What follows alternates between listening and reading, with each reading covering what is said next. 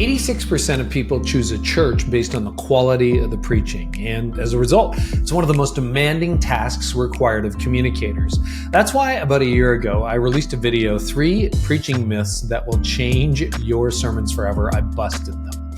Now, if you haven't watched that one yet, highly recommend you go back, check it out. After all, it lays a foundation for what we're talking about today. But in this follow-up video, we're diving into 3 more sermon myths that desperately need to be busted. So these are myths that might be holding you or your congregation back.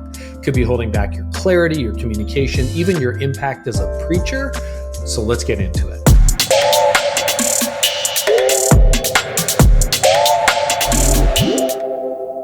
Myth number 1, clear preaching is watered down preaching.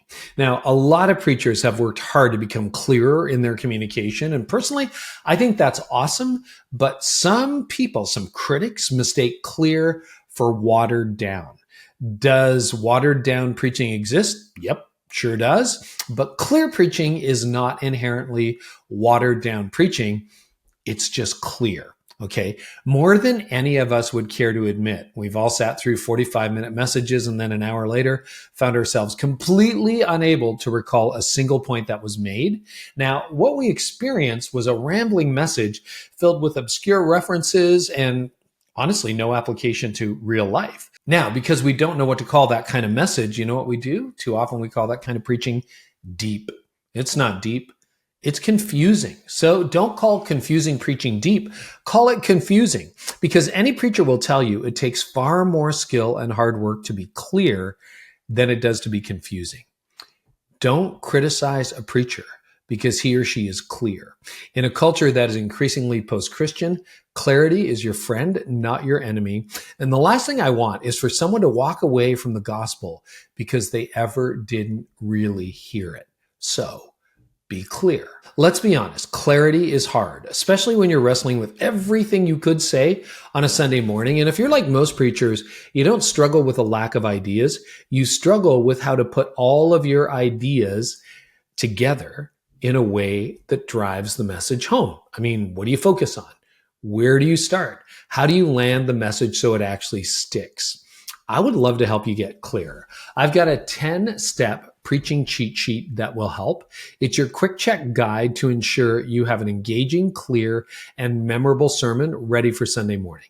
From your opening line to landing the plane at the end of your message to every step in between, you can use the 10 steps during sermon prep to ensure that you're ready to deliver an impactful message every single time you preach. And the big news, I've just updated it. It's a brand new version. So maybe even if you've downloaded it before, be sure to get your new version, the new version in your hands.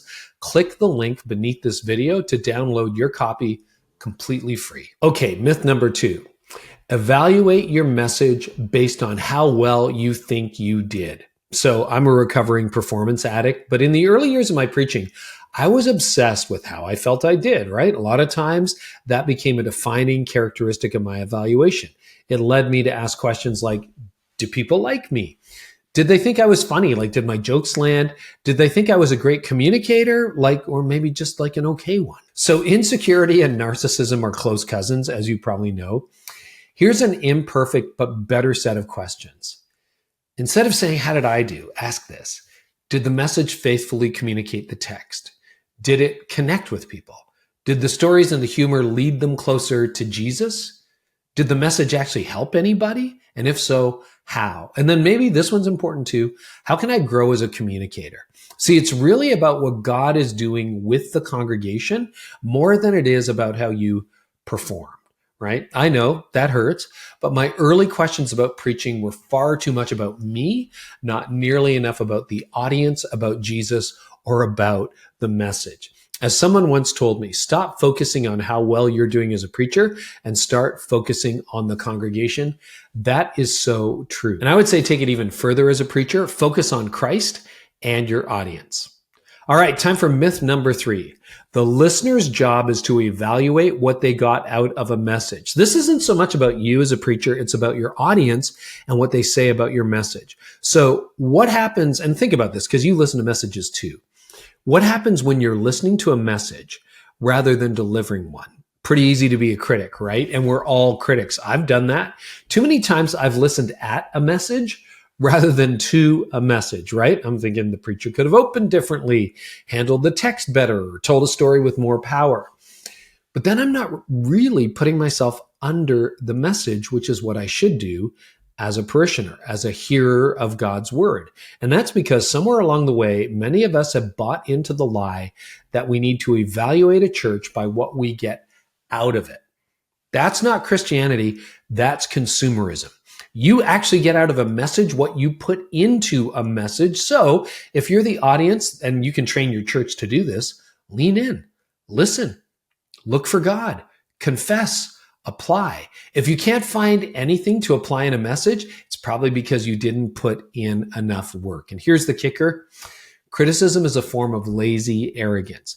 If all I do is criticize a message as a hearer, it says, basically, I put 1/100th of the effort in that you did, but I could have done it better. If you could have done it that much better, then do it, right?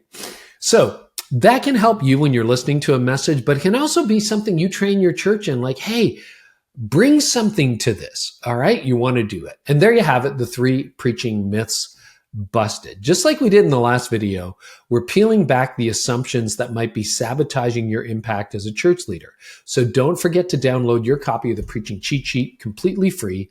And if today's video helped you rethink how you preach, teach, or even listen to a message as a hearer of the word, go ahead, hit the like button, subscribe if you haven't already, and share it with somebody who's passionate about growing as a preacher.